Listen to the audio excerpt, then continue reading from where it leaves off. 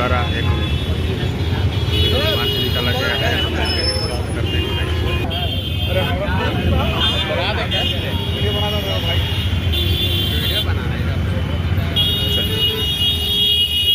क्या कार्यक्रम है आज, किस लिए? आज का जो कार्यक्रम है, जो विजय कुमार शाह जो बयान दिए हैं, हमारे जो महिला जो सूफिया कुरैशी के विरोध में बहुत ही इसको हम लोग निंदनीय, चाहे जितना भी इसको हम लोग निंदनीय कहें, इस तरह के बयान इनको नहीं देना चाहिए। लेकिन जो ये बयान दिए हैं, ये प्रधानमंत्री के इशारा पर दिए हैं, अमित शाह के इशारा पर दिए हैं, और बीजेपी के लोग इस देश में यही चाहते हैं। लेकिन कांग्रेस अब चुप से बैठेगा नहीं, कांग्रेस रोड पर आएगा और संविधान को, अम्बेडकर के संविधान के अंतर्गत कांग्रेस काम करेगा और संविधान को खत्म नहीं होने देगा। क्या लग रहा है कि सैनिकों में भी भेदभाव हो रहा है? ऐसा नहीं, सैनिकों में भेदभाव नहीं हो रहा है। भाजपा वाले भेदभाव करते हैं। अच्छा। आज जो लड़की यानी जो हिंदुस्तान की बेटी अपने जान को हथेली पे रख के और पाकिस्तान में घुसती है, मर भी सकती थी, शहीद भी हो सकती थी, वहाँ पर मार के वापस आती है, उसको कहा जाता है कि आतंकवादियों की बहन है। ये कितना मानसिकता गिर गया है भाजपाइयों का, इसी से आप अंदाज़ा लगाया जा सकता है। वरना सैनिकों में कोई नहीं, सैनिक को यानी कि मुसलमान को अगर कुछ भी कर ले, अगर जान भी दे दे, लेकिन उसको शक की निगाह से भाजपा वाले देखेंगे। लेकिन यहाँ पर उस पर FIR का करने का ऑर्डर हो चुका है, मध्य प्रदेश हाई कोर्ट ने ऑर्डर दे दिया है। बहुत खुशी की बात है। लेकिन ये हमारे प्रधानमंत्री या अमित शाह कौन है, चुप है, जो उनको इन्हीं के इशारे पर उसने बोला है। वरना जैसी उसने बोला, कान पकड़ करके उसको पार्टी से बाहर करना चाहिए था, उसको निकाल देना चाहिए था। लेकिन हम लोग को भाजपा से कोई उम्मीद नहीं है। भाजपा यही करना चाहती है, यही करके वो राज करना चाहती है और आपस में लड़ाई करके नफरत फैलाना चाहती है, जो फैला रही है। आज सैनिकों के बीच में भी वो नफरत डालना चाह रही है, वरना ऐसा कोई बात नहीं है। बाकी सब पूरा हिंदुस्तान का सारा जो है 140 करोड़ लोग एक साथ है और हिंदुस्तान के फेवर में है। पाकिस्तान मुर्दाबाद, हिंदुस्तान जिंदाबाद। अरविंद जी क्या कहेंगे, जिस तरह से एक महिला बहादुर देश की बेटी जो आर्मी ऑफिसर में है, वो डट के मुकाबला पाकिस्तान के सैनिक का कर रही हैं और कितने वहाँ के उग्रवादी को मार गिराए, और उनके खिलाफ ये बोलना कितना शर्मिंदा की बात है।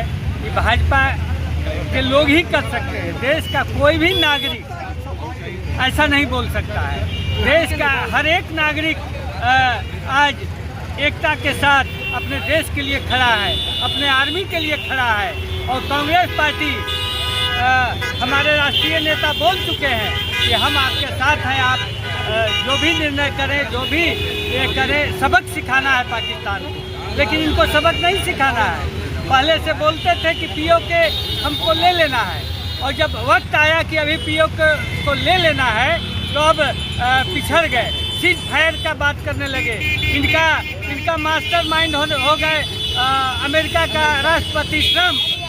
ये ऐसा भारत में नहीं हुआ था कभी कि जो दूसरे राष्ट्रपति, दूसरे देश के राष्ट्रपति आन करके दखल दे और हमको सिखाएं कि हमको क्या करना है। हम इंदिरा गांधी हमारी थी नेता, देश की नेता थी, जो सबक सिखा दिया था और पाकिस्तान को 2 भाग में बांट दिया था। आज वही जरूरत था।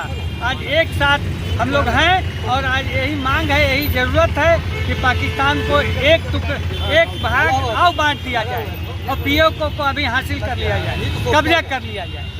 जय हिंद, जय कांग्रेस। आखिर क्या लगता है इस तरह से जो बयान देना, इसको कैसे देखा जाता है? पागलपन है। पगला आदमी ही कोई जो देश के लिए लड़ रही है, ये लड़ रहे हैं सैनिक, उनके आज सैनिक हैं तो आज पूरा देश सुरक्षित है। जिस तरह से जो आतंकवादियों को घर में घुस के मारा गया और उसके ऊपर इस तरह से बयान देना, इसके पीछे आखिर क्या मानसा है, क्या लग रहा है आपको? बहुत अच्छा काम कर रहे थे सैनिक। ये तो सबक सिखा रहे थे। पाकिस्तान अपना पोस्ट छोड़ के भाग रहे थे पाकिस्तान का सैनिक। 2 ही दिन में युद्ध के विराम की घोषणा करवाना, तो इस तरह से जो आप देख रहे हैं, आखिर इसके पीछे क्या हो सकता है, क्या बिल्कुल कारण है? गलत है। ये इन लोग को मनोबल कम करना है, पावर को कम कर देना है आर्मी को इन लोग को। अब कहते हैं कि हम छूट दे दिए हैं, और सीज फायर भी एक तरफ सीज फायर का घोषणा करते हैं, एक तरफ कहते हैं कि हम छूट दे दिए हैं आर्मी को। ये गलत है। छूट दीजिए तो अच्छी तरह से दीजिए, और पीओ को जब हमारा है तो हम उसको लेंगे, यही मौका है। उग्रवादी लोग ही तो वहाँ पर सब कैंप चला रहे हैं। पहले उग्रवादी को वहाँ से खदेड़ना जरूरी है, आतंकवादी को एक एक कैंप नष्ट कर देना है और उसको भारत में मिला लेना है। चलिए, तो ये तमाम जय हिंद। जो सैनिक के सम्मान में ये कार्यक्रम किया गया है।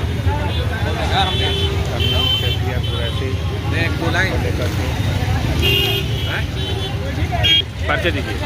देखिए, मैं मजहर हुसैन। मेरा आज जो आप लोगों ने भी देखा, जो मध्य प्रदेश के विजय कुमार शाह जो मंत्री हैं भारतीय जनता पार्टी के, बहुत ही शर्मनाक बयान दिए।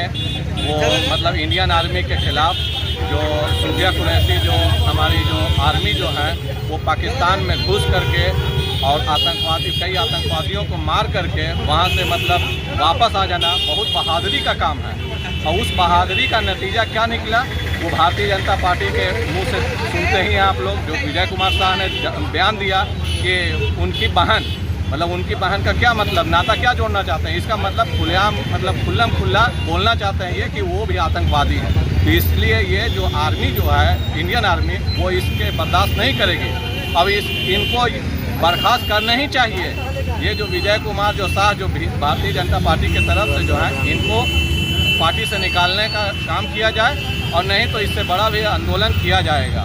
ये हम लोग बर्दाश्त करने के लायक नहीं है। ये अभी मतलब इस तरह का बयानबाजी अब नहीं चलेगा।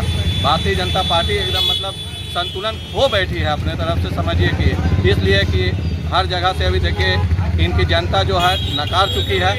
इसलिए मैं अपने बातों को जय हिंद जय भारत। चलिए, आप अपने परिचय। इस तरह से विजय शाह ने बयान दिया परिचय है। दीजिए पहले। मेरा नाम विशाल कुमार सिंह हुआ। हाँ, क्या कहें? मैं नगर का निवासी हूँ। जिस तरह से विजय शाह ने बयान दिया है वो बिल्कुल ही निंदनीय है, और खास करके जो हिंदुस्तान की बेटी सूफिया कुरैशी जो है वो पाकिस्तान में जाती हैं और पाकिस्तान को धूल चटाकर हमारे पुनः हिंदुस्तान में आती हैं। और हमारे बीजेपी के नेता जो विजय शाह जी हैं वो बयान देते हैं कि सूफिया कुरैशी आतंकवादियों की बहन है। ये बिल्कुल ही निंदनीय है। ये हमारे जितने भी हिंदुस्तान के 140 करोड़ जनता है, ये बिल्कुल भी बर्दाश्त नहीं करेगी। मैं प्रधानमंत्री जी से निवेदन करता हूं और मांग करता हूं कि ऐसे नेता को बर्खास्त किया जाए।